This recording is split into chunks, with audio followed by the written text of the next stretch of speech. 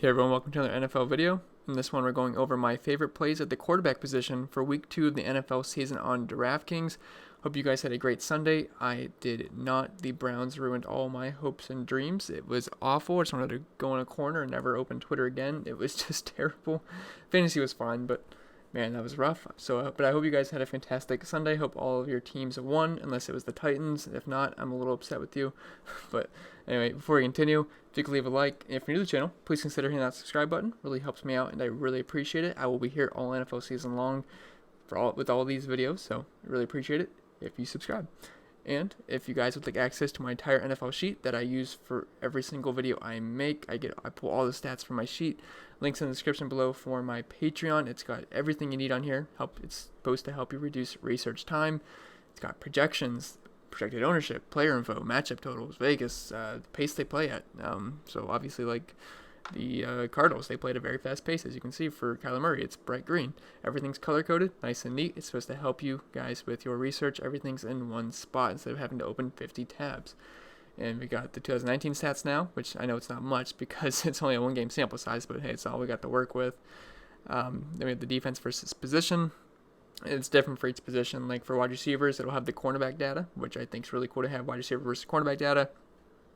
You know, offensive line versus defensive line matchups. The weather I even have loaded up on here. So it's going to be 71 in Oakland for the game for Patrick Mahomes. I know not too interesting, but hey, it's there anyway. I guess it'd really only be important if you see rain in the forecast and you could downgrade your receivers a little bit or whatever. Then I got projections on there, rankings, cash game rankings, all that good stuff. Available in the link in the description below for my Patreon. Enough plugging. Let's get into the meat and potatoes of this video. So we're going to start off with Patrick Mahomes, who is by far the most expensive quarterback on this slate, but I think is the obvious top play quarterback this week. But like I said, it comes with a huge price tag, but still, he's the best quarterback in the league on the best offense in the league, which I guess is not going to regress. I thought it might a little bit, but it looks pretty darn awesome. And they didn't even have Tyreek Hill last week, and I know it's an obvious downgrade without him, but they were just fine without him as they dropped 40 points on one of the league's better secondaries and had nearly 400 yards with 3 touchdowns. Mostly thanks to Sammy Watkins going absolutely nuts. He made some great plays after the catch. But he gets a great matchup versus Oakland, who last season was 32nd DVOA versus the pass, and they may be without Gary Conley in this one after he suffered that neck injury. Not totally sure if he's going to be playing yet or not, but signs are that it was not as serious as they thought it would be. It's a lot less serious than it looked as he was taken off with a stretcher, so that's good for him anyway.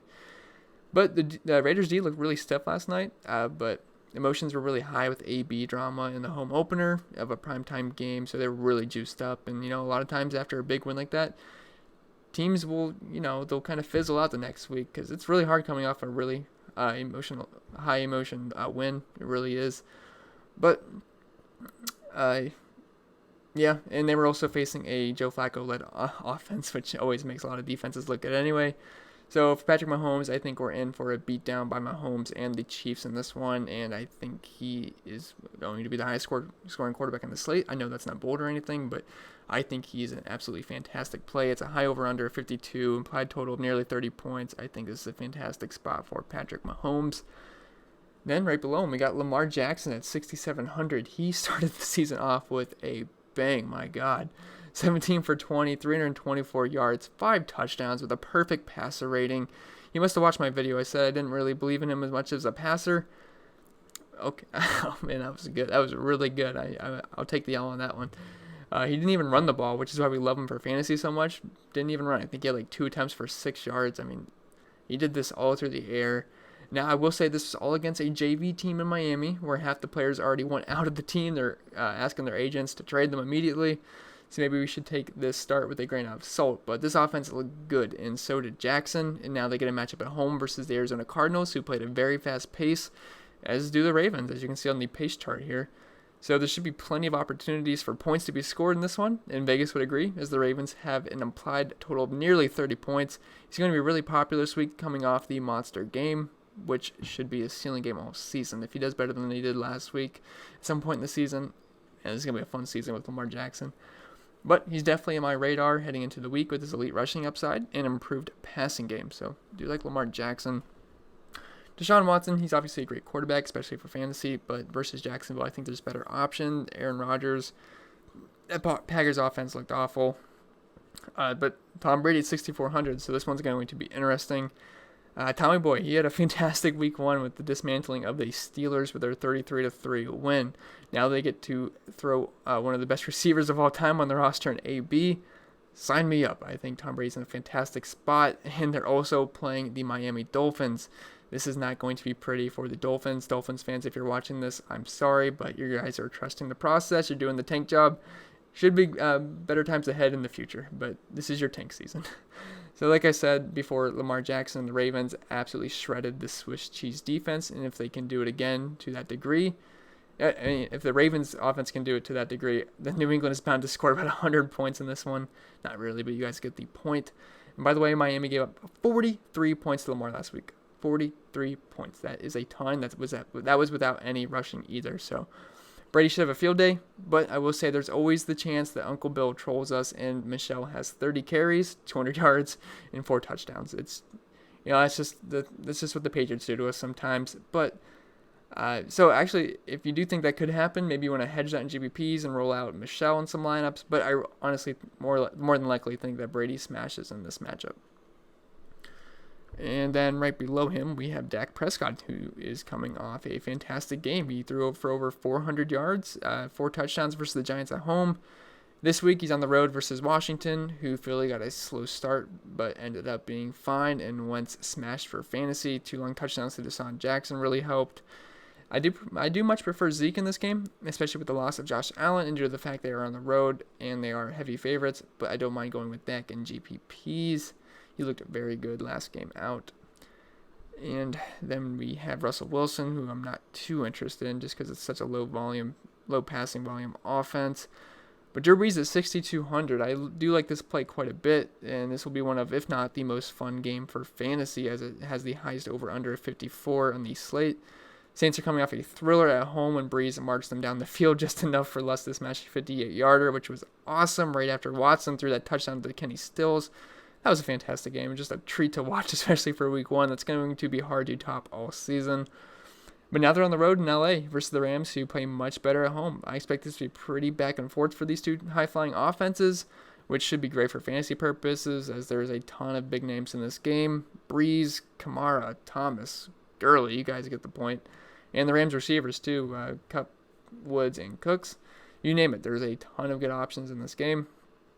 I like the fact that the Saints are actually 3-point dogs in this game, because if they get a firm lead, they are not afraid to run the ball, which they really shouldn't be in position to, which it wouldn't surprise me if they did get a big lead, but this should be a pretty close game, so it should be a lot of points scored, a lot of passing as well. Just be prepared for Taysom Hill to steal a touchdown or two randomly. I hate Taysom Hill. He always goes in, he always steals the touchdowns. It is gross. I'm sure you guys feel the same way. But let's go down a little bit. Not too interested in Phillip Rivers, Jimmy G. Jared Goff, though, I do have interest in him. He's only 5,900.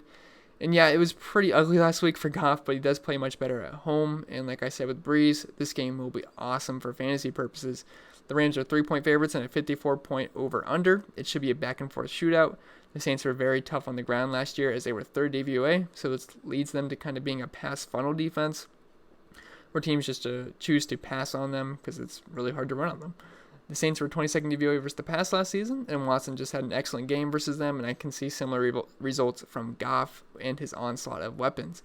I also really like the price we get with Goff for his elite game environment he will be in. So I think Goff's a fantastic option at 5,900. He plays a lot better at home, guys. I know last week was ugly. He should go lower owned because of that. Probably won't go too low owned because this game is going to be very popular, but I think it's a bounce back week for Jared Goff. So do like him. I'd get on him while his price is a little bit cheap. And then, Ben Roethlisberger, no. Trubisky, no. Kyler Murray. Normally I have interest in him, but facing Baltimore, I'm going to pass on that. It wouldn't surprise me if he has a good game. He looked pretty good in that game, especially late. But I think Andy Dalton's got some interest here at 5,400. Bengals offense surprisingly didn't look too bad last week in Seattle, which was a shocker. And now they get a home matchup versus the 49ers, who were awful versus the pass last season. I was beating the drum last week and how they can't force turnovers, and I thought that made Winston a safe play. Yikes, that was not true. Well, they got more receptions in week one than they did all last season. They had 2 picks last season. They got 3 Sunday. So there's that. It happens, I guess. Even Bruce Arians couldn't even fix Winston. But Dalton threw for over 400 yards last week and scored a respectable 25 Draftkings points. I will say, if you watched the game, he got very, very lucky on a long throw to John Ross. That should have been picked off, but the defender had a horrible, horrible jump for the ball. It was kind of embarrassing, honestly. And that led to Ross getting an easy touchdown, which helped boost Dalton's fantasy day. Nonetheless, at this price and matchup, I don't hate it, as they were 27th DVOA versus the pass last season. So, not the worst play in the world. It's not a cash game play whatsoever, but I think he's fine in tournaments.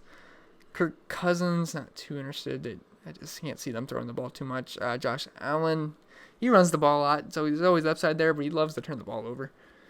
But I will say the Giants just got absolutely shredded by Dak Prescott. Matthew Stafford wasn't too bad last game. He had 385 passing yards, but they also got an extra 10 minutes in overtime, which kind of, pads the stats a little bit. But Nick Foles, he's obviously hurt, so I should probably delete him, huh? But Derek Carr is somewhat interesting. He is 5,100 going up against the Kansas City Chiefs. And, he's pretty cheap, 5,100. And he did not look too bad versus Denver last night without AB. He only threw one touchdown, but he also completed 84% of his passes, and he does have some legit weapons around him. And Terrell Williams, he looked really good. Darren Waller and Josh Jacobs. I know he's not really a passing game threat, but his one catch, he looked pretty good. And he doesn't need much for value here, and they are 7-point dogs at home, so game script should work in their favor here. The Chiefs are more of a sieve versus the run. They were last year anyway. But the nature of this game will lead to points through the air for Oakland and most likely some garbage time work. So, do you have some interest in the Raiders offense, or I should say just pretty much Derek Carr and probably Terrell Williams. And I guess Josh Jacobs is in a good matchup if their run defense plays as it does last year. But Fournette did not look too good last week, but the Jags are the Jags. So anyway, guys, that's going to be it for this video. Hope it was helpful for you. If it was, leave a like below. And if you have any questions, feel free to comment below. And remember to subscribe to the channel. I'd really appreciate it. It really helps me out. I will be here all NFL season. And if you'd like access to my entire spreadsheet, links in the description below for my Patreon.